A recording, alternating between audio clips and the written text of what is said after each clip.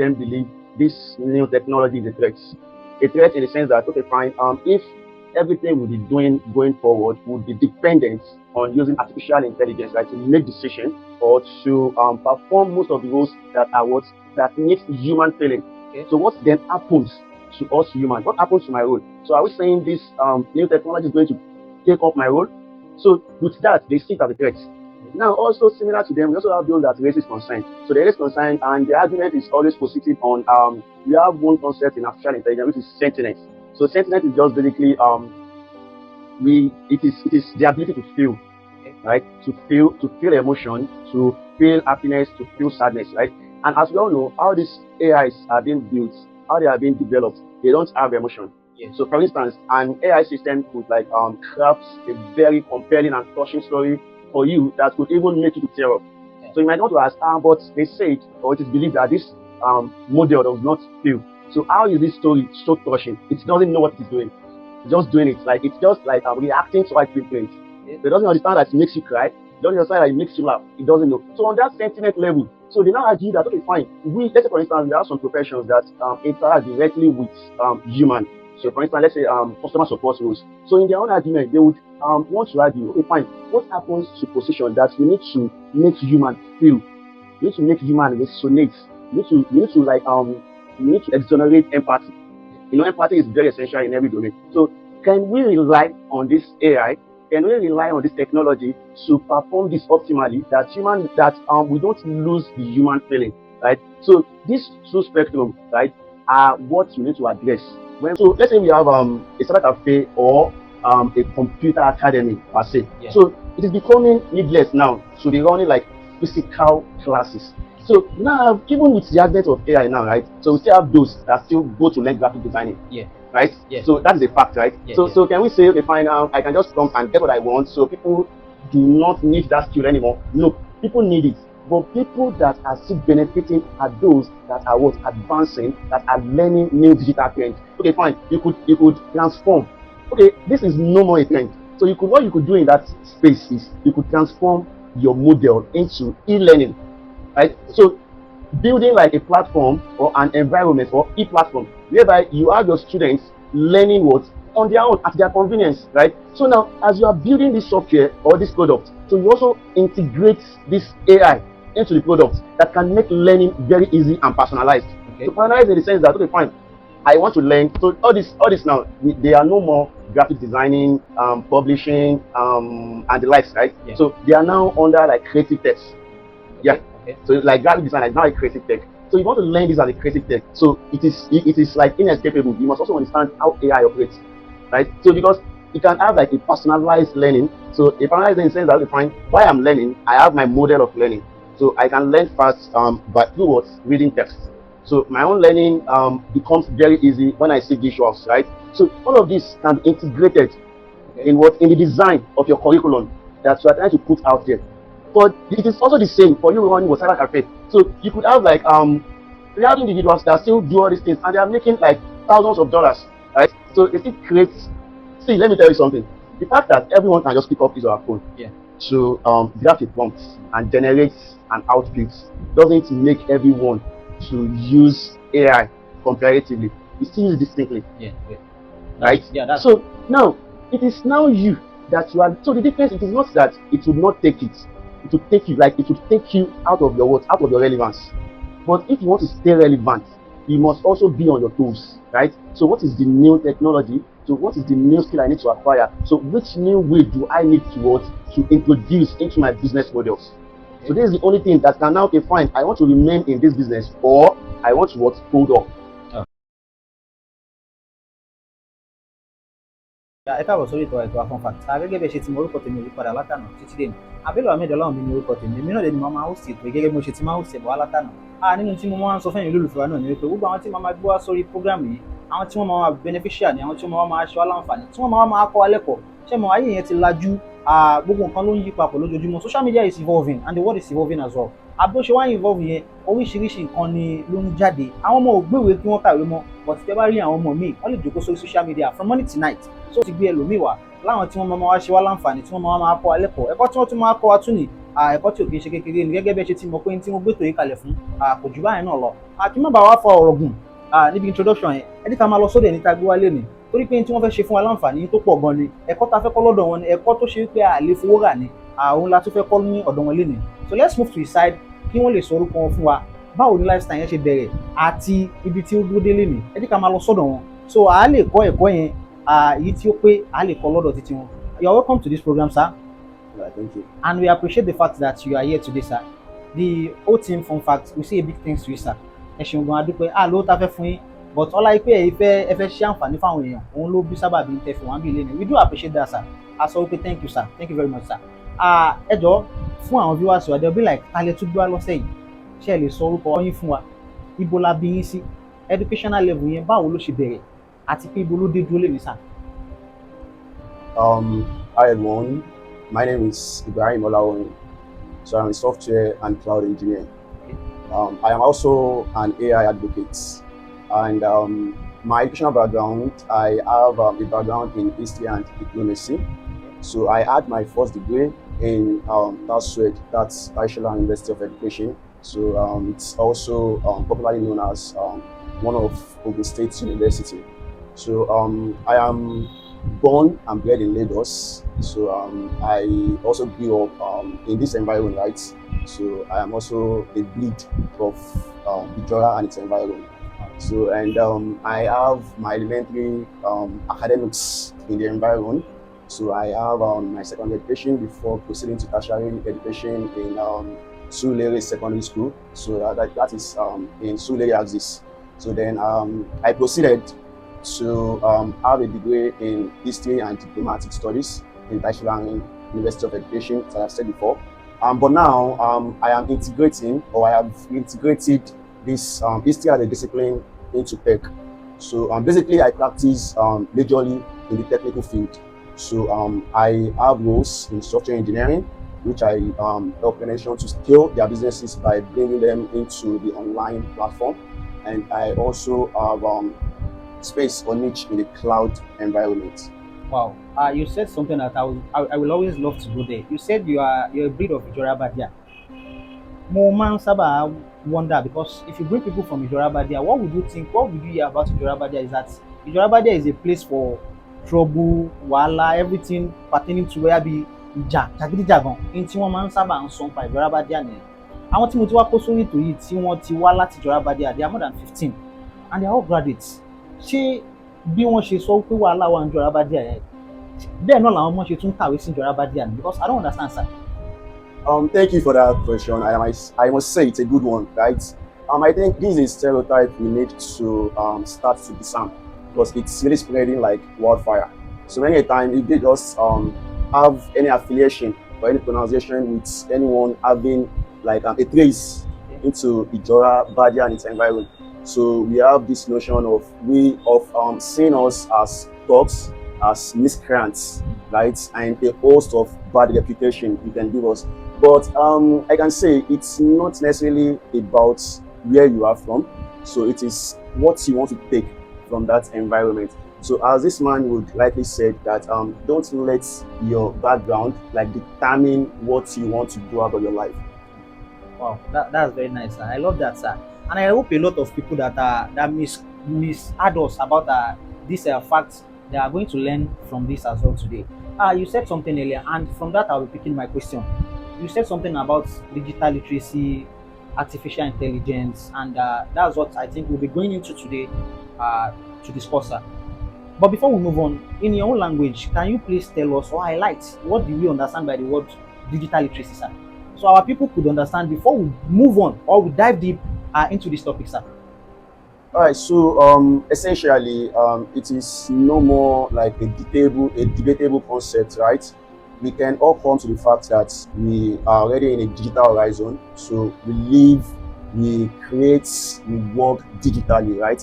So digital literacy is just like changing or transforming the mode of work, right? So the way we approach work traditionally, everything has changed, right? So for an example, so we could have like businesses promoting their services using what the digital economy, the digital ecosystem, right?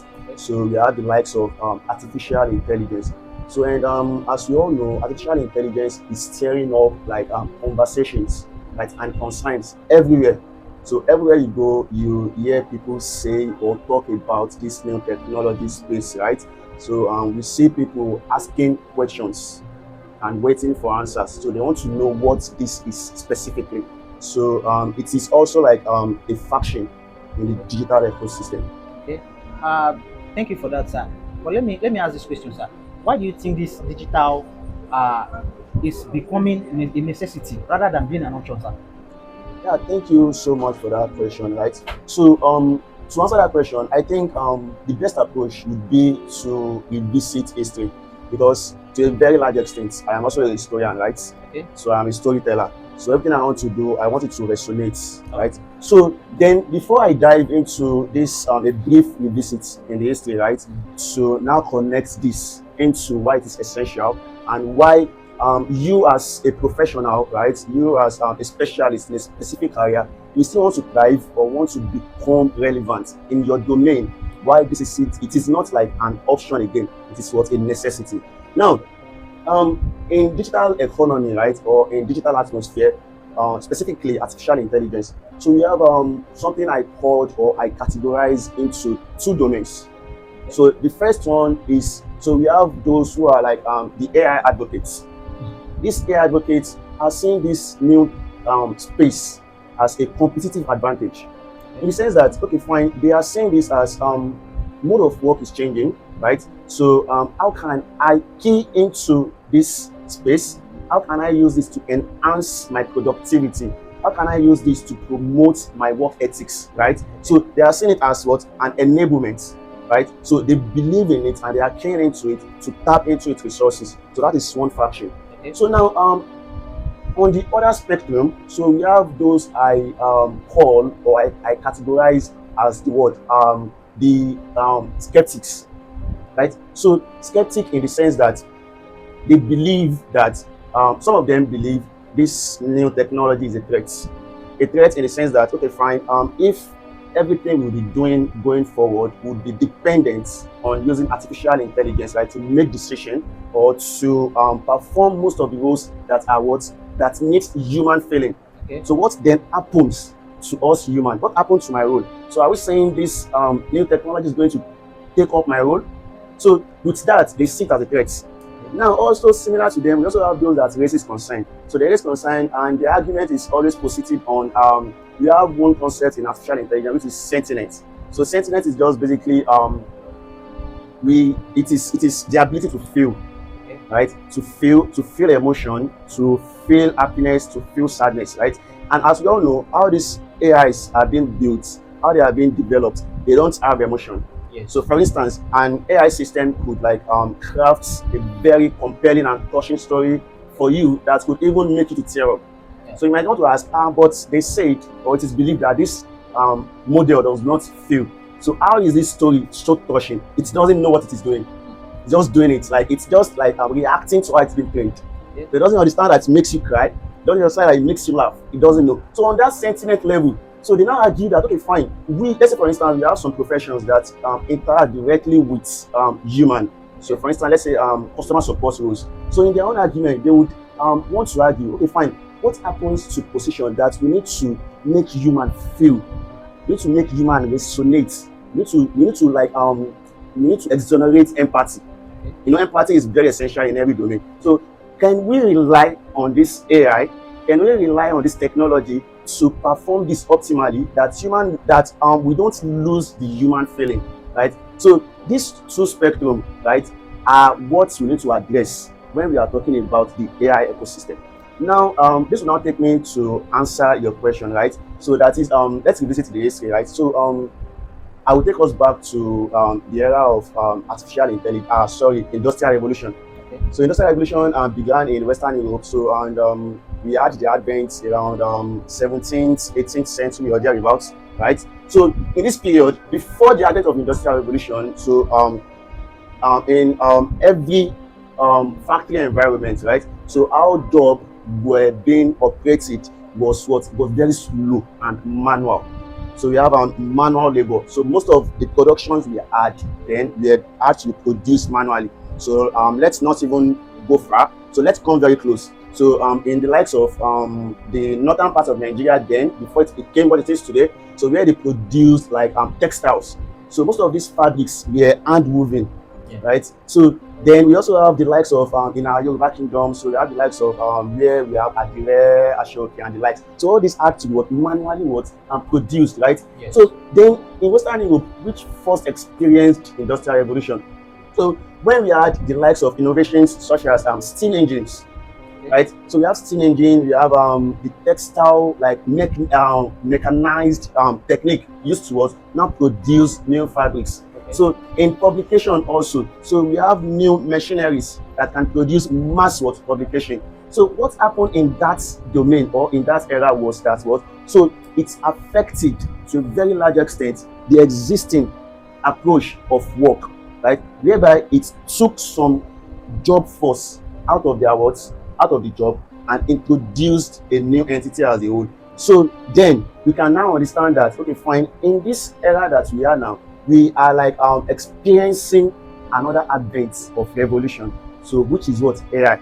Now, if you don't sit up as a professional, right, you would want to have the same consequence which those who didn't like meet up to the requirement of the industrial revolution to like becoming like engineers, right? Because when we had industrial revolution, so we had like machines like the steam engine, right? So we needed engineers to repair these things when they had hiccups. So we needed like engineers that operate them, right? So we also needed like we now have like a systemic approach to industrial production. So we need something like industrial managers and the likes, right? So those who came into it benefited from that shift. So it is the same as what we are experiencing now in the era of AI. Yeah, thank you very much for that, sir. I have a question. According to what you said, in your word, you said this AI is rendering people jobless. Because this is not about even in your words. This is something happening, and this is what we are seeing every day. A lot of people who are a place whereby we can make use of, let's say, 100 manual workers, we are now making use of AI. Okay, for example, I went to a cyber cafe just to make a CV, a curriculum vitae. So when I got there, the boy was not like, it's been a while he did this. So I said, why? He said, because the world is evolving, and everyone, we are making use of AI now. People don't come to cyber cafe again for a CV, so they will rather make use of their phone and make use of AI to build their CV. Don't you think this AI that is rendering people jobless is far more worse than any other thing in the world, sir?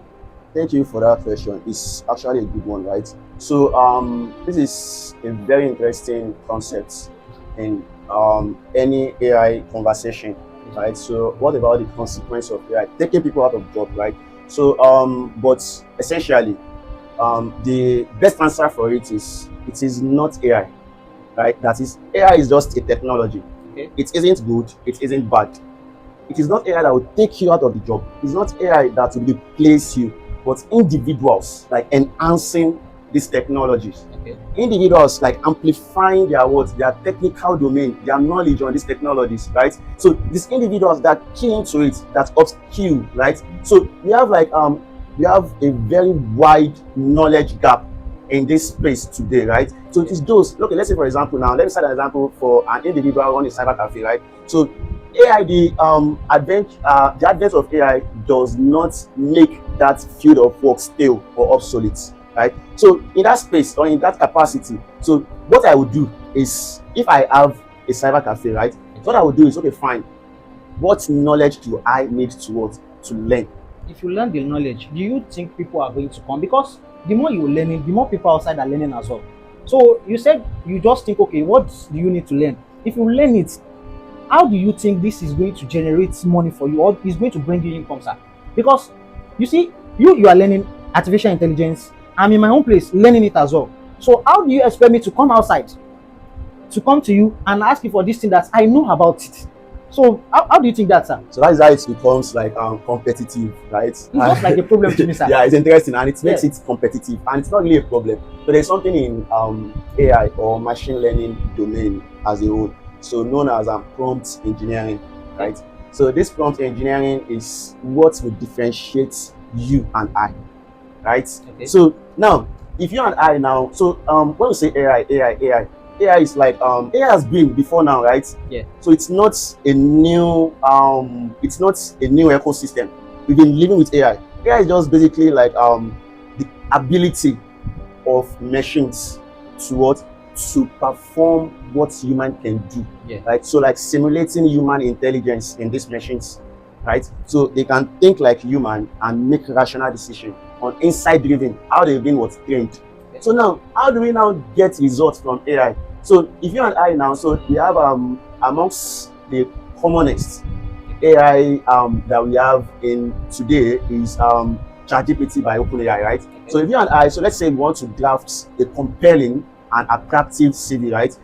To apply for a specific job role, right? Yeah. So there are techniques for using it. Yeah. It is that technique that will not differentiate you and I, right? So now, for instance, if you want to draft, let's say CV, for example, so you might just type something random into your chatbot, right, to generate that for you.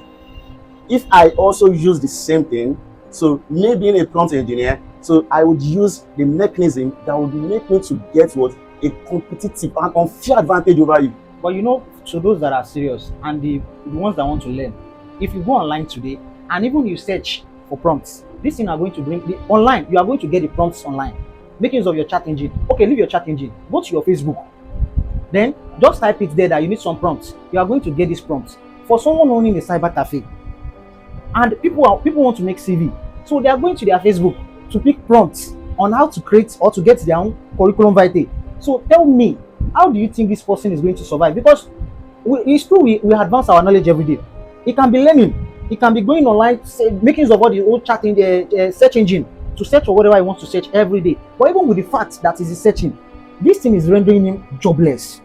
He's not making as much as he's making before. Because I could remember then, I was once a boy at a cyber cafe. I worked for them there. So while we were working there, I think it was about 2015, 2016. People will come from different places for their CV. Let's count it today. How many people are going to cyber cafes today for CV?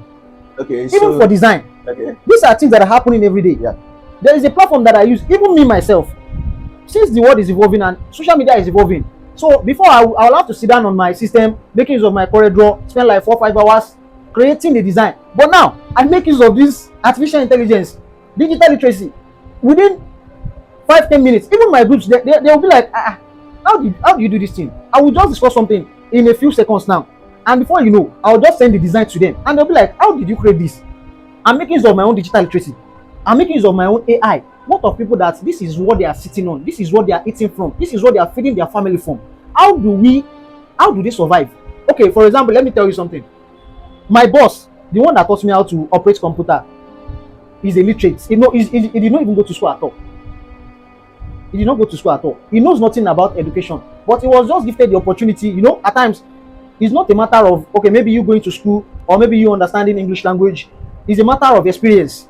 So he was very young when they brought him to this computer school to be learning. So he has been there for long. Then he understands most of these things. But even with the fact that he understands these things, he cannot speak English himself. There are some certain things he cannot do by himself. But if he is on system designing, he is very smart in doing that. If he is on system creating CV, he is very smart in doing that. Okay, people like this that don't even know anything about the evolving of social media, the evolving of the world, how do you expect them to survive? Yeah, thank you for that. So it's becoming interesting. Yes, sir. So essentially, what would happen in that capacity is digital literacy doesn't start and end with artificial intelligence or generative AI as a whole, okay, or machine learning, right? So when you're talking about digital literacy, so you also have the likes of do you want to become a software engineer, okay, right? So now in that domain, you know, I have stressed it earlier that if you don't amplify on it, it is those that are keen into it that would replace you. Yeah. So now in this capacity, so let's say we have a cyber cafe or a computer academy per se. Yeah. So it is becoming needless now to be running physical classes. So now, even with the advent of AI now, right? So we still have those that still go to learn graphic designing. Yeah.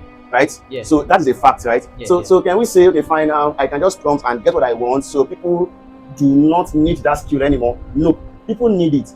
But people that are still benefiting are those that are what? Advancing, that are learning new digital trend. Okay, fine. You could transform.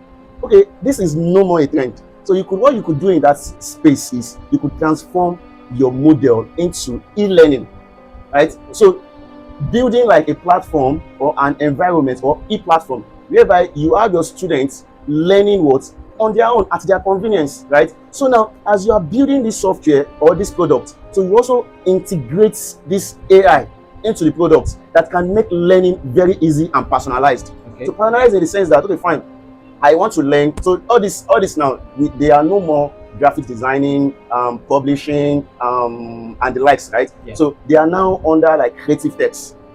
Yeah. Okay. So like graphic designer is now a creative tech. So you want to learn this as a creative tech. So it is like inescapable. You must also understand how AI operates, right? So because you can have like a personalized learning. So a personalized learning in the sense that, define why I'm learning, I have my model of learning. So I can learn fast by through what? Reading text. So my own learning becomes very easy when I see visuals, right? So all of this can be integrated in the design of your curriculum that you are trying to put out there. It is also the same for you running a cyber cafe. So you could have like we have individuals that still do all these things and they are making like thousands of dollars, right? So it still creates. See, let me tell you something. The fact that everyone can just pick up his or her phone to draft a prompt and generate an output doesn't make everyone to use AI comparatively. You still use it distinctly. Right? So now it is now you that you are. So the difference, it is not that it would not take it. It would take you, like it would take you out of your what? Out of your relevance. But if you want to stay relevant, you must also be on your toes, right? So what is the new technology? So what is the new skill I need to acquire? So which new way do I need to introduce into my business models? So this is the only thing that can now, okay, fine, I want to remain in this business or I want to fold up. Oh, thank you for that. I asked my team to message me when it's in 15 minutes, but fortunately they told me now it's 24 minutes. But even with the facts, I still have a question to ask because this is a very important part, a very important question to ask. A lot of students now, this, we say the students are the future of tomorrow, right? And they're the future of this country. They make use of this ChatGPT. There are some things, while we are still in school, even a simple calculation, if we want to calculate, then we make use of our hand then, or we just write it down to calculate. But now, AI is making everything easy. Student that is supposed to crack it, his or her brain, to work on a particular formula, to work on its particular calculation, to answer a simple or a straight question. So we make use of this AI ChatGPT. Don't you think this thing is going to affect the brain of our children? Don't you think this thing is affecting the future of this country? Because the children are the future of this country. And our students that were sending to school, okay, this thing now, I'll be bringing an example. There was a guy in my house where I'm staying currently. So the guy came back from school. He's in, I think, JSS2. So they gave them some assignments in their school, homework to do. So when he came back, I was like, okay, he now came to me, Afa, please lend me your phone. And I was like, what do you want to use my phone for? He said, then I give the phone to him. When I opened the phone, he was now running on my ChatGPT, using the ChatGPT to answer the questions he's supposed to be doing with his brain. And these questions, they are like normal questions that you can just ask people. It's something you can, normal stuff now, it's just like a mathematical stuff or English or something like that. But he's making use of this ChatGPT to answer the question. And I was not like, okay, you are done answering this question, right? The moment you send the prompt to ChatGPT and you get the answer, he started copying, even without memorizing that, okay, since ChatGPT God give me this answer, I think I should memorize it so it will be of benefit to me next time. You understand? But he did not do that. He just go straight to writing the answer and be like, okay, thank God, though, I got the answer to what I want. And I'll be submitting my homework tomorrow, then I'll get 10-10. Meanwhile, if he is being brought out of the class and say, okay, defend this thing, he cannot defend it. Don't you think this AI is ruining the life of our children? It's not necessarily ruining the lives of children, right? So this thing you just brought up is something we call like responsible AI, like using AI responsibly. Yeah, it's a field. Okay. It's a field in AI, right? So we call it responsible AI. That's why I've said it before now that AI is not good or bad, right? It's just a technology. So we call it, so when we say GPT, right? So GPT, it's not particular to ChatGPT. It's like a generative retrained transformer. Okay. All these things has been engraved with knowledge, right? Before now, you would agree with me that we had examination malpractice. Sure. It didn't come with AI. So it is individual specific. But I think AI right? is making it more easy. Yes, it is. But now the question should be the consequence, right? You that passed the exam with AI and myself that just use AI as a co-pilot. That's why Microsoft named their own AI what co-pilots, right? So you should just see like a learning partner, a learning colleague, right? So we are using it responsibly, right? So in the sense that, okay, fine, AI would make complex concepts easy for you. So let's say, for instance, now, for a student that is trying to solve a complex mathematical algorithm, right, or mathematical formula, so what you can do is use AI as a companion, use a generative AI, right, a text-to-text AI, right, so all this LLM, so use as what, as a learning partner, right, so you could say, okay, fine, let's say you are trying to learn algebra, right, so what you could do in that space is believe or assume you are my mathematics teacher and see me as a student in JSS2. I am just learning algebra. Believe or assume I don't have any foundation on this topic. So I want you to what? To explain in detail the logic, the rationale of this topic to me, to build what competence and confidence in algebra that I will be able to build myself.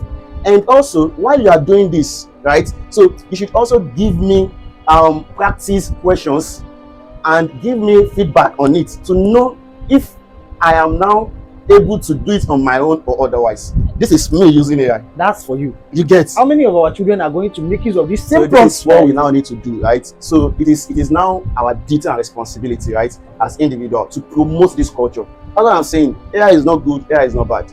AI doesn't understand all of these things. It isn't like sentient. It doesn't feel. Okay. It just like obey instruction. So this is how it is trained, right? So let's say, for instance, we have something called deep learning. Okay. So deep learning, so it just understand pattern. So in the sense that it is connected or affiliated to how human brain cell also operates. So human brain cell now, so we connect data and information before we now make sense of it. Okay. If I see something like this, before I can tell this is a what? A flower, right? My brain will have what? Interconnect between the layers. Then the master cell will now bring out the what? The decision. It's a flower, right? So it is the same for AI. So this AI, they are pre-trained, right? So, and there are 3 stages for training AI.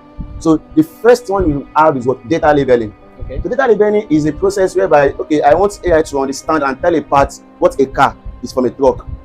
Okay. Right? You know, we all believe they are both moving objects, right? Yeah. So they move. But if we don't differentiate, even if it sees a truck, it would confuse it for a car, right? So the first thing you want to do is you want to label.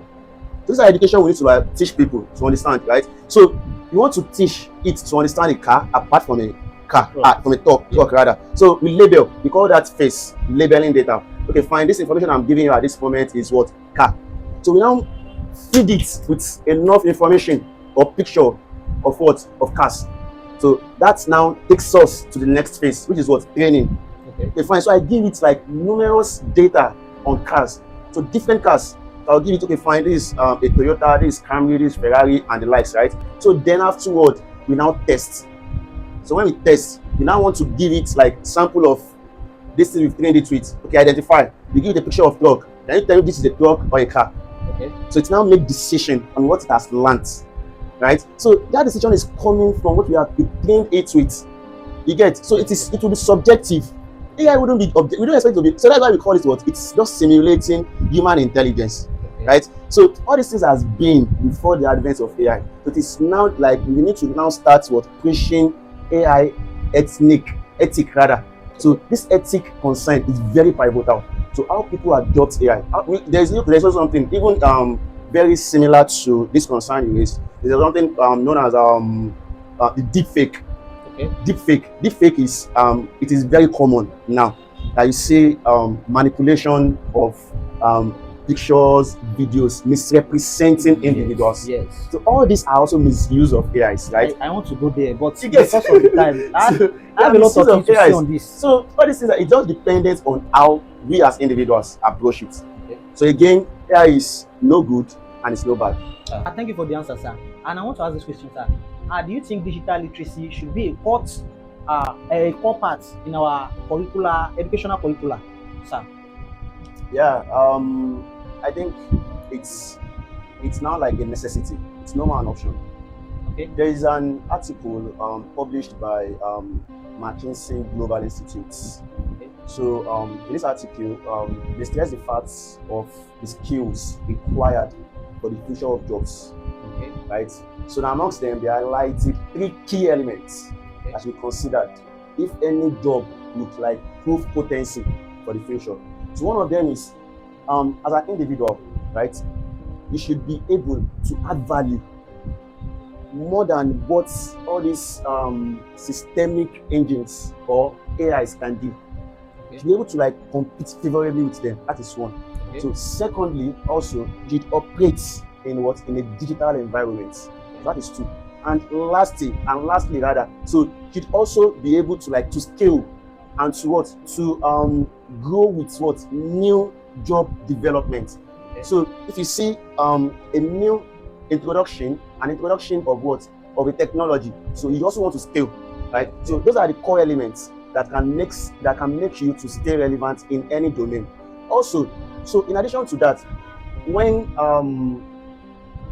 Bill Gates, right, the founder of Microsoft, when he was asked, right, so what are the jobs that can prove potency, right, against artificial intelligence? So he said, or he mentioned 3 basic jobs, right? So these basic jobs, they are not really independent as such, but they can just integrate it with them. So other than that 3, so the first one is energy related jobs. Okay. So biology related jobs, right? Okay. And also individuals developing these technologies. Okay. Right. So as an individual, you developing this technology, you cannot agree to the fact that it is important to learn it. So now to learn it or to key or to amplify this atmosphere or this ecosystem. So what you want to do is what? So you want to we have domains of knowledge, right? Okay. So it can be technical and it can be non-technical. So the fear for many is, okay, fine, I'm not tech savvy. So that's their own concern. So how do I also benefit from this AI era? Right? So it's not really necessary you are that tech savvy before you can stay relevant in this new technology space. So we have what we known as prompt engineering, right? Yeah. So prompt engineering is like you can be a creative tech. A creative tech is either you are a videographer, right? Okay. You are a photographer, right? You are a designer, right? You are a cinematographer. Okay. So what are you? You are a content creator. You are a digital marketer, right? Yeah. So and a host of others. So what you want to do is you want to incorporate AI into your operation, okay, right? So it is not until you know how to write code before you can perform favorably in this ecosystem, yeah, right? So now for content creators, right? So we have arrays of options that you can tap into, right? So for instance, now we have we now have text to video models. Yeah. We have text to video models, right? I think so that was what I started with. My own was text to voice. Okay. So from there I started to text to video. Before now, I keep advancing. Yeah, thank you. So now you are keen into what? The opportunity. Yeah. So that is what most people need to be thinking. That is like, we need to have like a paradigm shift of mindset. Like thinking that, okay, fine, I have learned graphic designing, but anybody can just go out there to design a very compelling graphic in a second, right? Yeah. But what you need to do is like, you need to now, okay, fine, being a content creator, right? So what am I doing? So as you have slightly said, so you have text to voice. So you now also have like voice synthesis. Yeah. That you don't even know. It moves with it syncs with your lips. Yeah. It will be as though you are the one speaking. Yes. You get? So all this are knowledge you need to learn, right? So that by the time you now start with pitching yourself or pitching your creativity out there, so it gives you like a competitive advantage over someone who is just still approaching it using a archaic way of doing things. You get, right? Yes. So now, what are now the opportunities we can use to harness all of these resources? So we have, let's say for instance, if you are a lyricist, right, or if you a music artist, right? So we now have we have models. Models are not limited to text model anymore. So we now have what we call or known as multi-models. These multi-models, they can perform array of things. Before now, the only thing ChatGPT could do is just it was only conversational, right? But now you can use it to generate pictures. It is also building Sora now. So Sora has not been publicly released now. It's still under its testing phase. But it's being used in some demography already, right? But it's not being released to our own demography here, right? So it can now produce a full video production or a short movies, right? So it can do that. So you can use the opportunity, right? So all you just need is knowing how to generate this creativity from them. So if you are like a graphic designer, right? So or even as a content creator, you need all these graphics, right? So how do you do it? So we have the likes of you have DALL-E. DALL-E is also owned by OpenAI, the founder or the company of ChatGPT, right? Yeah. So they have also integrated DALL-E into it. We have Nano Banana. So Nano Banana is for Gemini. So Gemini is owned by Google, right? So it is also integrated or a plugin in Gemini. So I use Nano Banana a lot, right? I create content, right? So I have my own platforms. So I design my thumbnails and other graphics using these resources, right? So also for if you're a creative writer, so if you're a creative writer and you want to be like a conservative, you don't want to go with this technology, you just remain irrelevant. As a creative writer, right? So you can use the likes of all these text generated models, right, to refactor your thinking process. You don't rely overly on them, but you just use them as a assistant or a co-pilot to make your work more creative, right, and to make everything align, unlike you doing it independently as an individual. Thank you very much for that, sir. We'll be moving to the next phase, which is how we normally do on this program, which is we want you to, maybe you have advice or you have something you want to contribute that you want to educate us on. You know, you've been here this morning and you've been educating us, and we've benefited a lot. We benefit a lot from what we've been treating today. And maybe you have something that will be like an head note, or let's say a comment. Like, okay, you want to, after saying all this, you want to advise us and advise our viewers, okay, what should we do or what skills should we acquire at the end to make our life more relevant than we ever think, sir? Yeah, so I think we've covered that a lot in the course of our conversation, right? Yes, sir. So you should just understand that this is like a revolution. Okay. So and it has come to stay. It's not a seasonal greeting that will just come and go. It has come to stay. Now think of it. If in this age and time we are getting all of this sophisticated output from these models, yes, think of what would happen in a year, 2 years, 5 years, or a decade from now. Yeah. So now what we want to do is what? Now thinking or taking the charge to amplify or to enhance this technology sphere, right? To build relevance or to upskill, right? So there are a lot of things you can learn.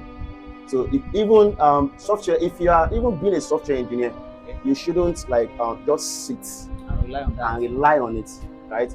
So we now have software platforms or products that have now integrated AI into their operations. Now they would make you irrelevant, right? Because people would want to go to them. It makes their work easy. It makes they work faster. It's anything AI driven. It makes you creative. It makes you work faster, and it makes you do everything very professional, right? So what you just want to do is understanding the fact that, okay, fine, this has come to stay, right? So how do I build myself to also benefit from this opportunity? Oh, that's very good, sir. And thank you very much, sir. And I believe our viewers one or two they would have benefits from what you came here to to lecture us on today. I don't know, maybe by any chance, if you have a social media platform, someone cannot just come here and educate us this much, and our viewers will be like, okay, do you have any platform, maybe a social media handle that they can connect you? Maybe they feel like, okay, we want to learn more from this man. How do they connect you, sir? My basic platform where I can be reached very quickly. I'm most active on LinkedIn. LinkedIn. Yes. Wow. So you can reach me on LinkedIn with Ibrahim Olawoyin. Okay. Right. So I'm also on Facebook with the same name, Ibrahim Olawoyin on Facebook. So I also have Instagram account. It's passive, right? So with the same name. But the LinkedIn in addition to LinkedIn, I also have a very active presence on YouTube. Okay. So I have a very active presence on YouTube. So if particularly if you're interested in software engineering, okay, so you can subscribe to my channel, Grow with Woyin. So I have several resources there on YouTube. Grow. Okay. _with_Woyin. Okay. Right. So I have several resources there where you can learn how to code. If that is your interest, right? So I have several resources there, so where you can become a software engineer, right? So I think that's all. I also have a Twitter account, but I'm not really active as such. So I'm just really active on 2 platforms. So either on YouTube or LinkedIn. Okay. For now.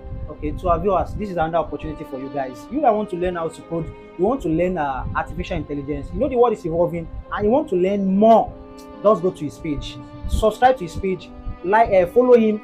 Make sure you stream all the videos, and I promise you guys you're going to learn a lot and new things from his page. And we'll be hanging up here today. So we'll be meeting next week on this program again. Thank you all.